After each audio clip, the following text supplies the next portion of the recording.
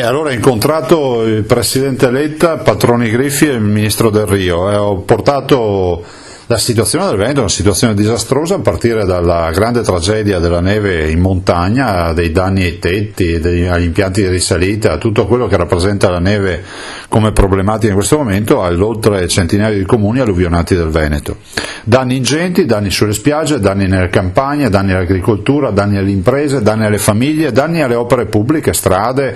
frane, smottamenti e quant'altro. Tutto questo in un contesto nel quale il Veneto non può rinunciare a tornare alla normalità. Siamo di fronte a un'alluvione dove ha piovuto più del 2010 e chiediamo a gran voce, ha detto il Presidente del Consiglio, di poter avere ristorati i nostri danni. Il Presidente ha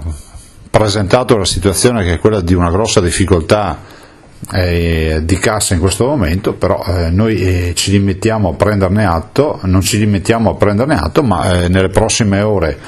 contiamo di avere già una prima contabilità sommaria e di presentare una richiesta danni formale.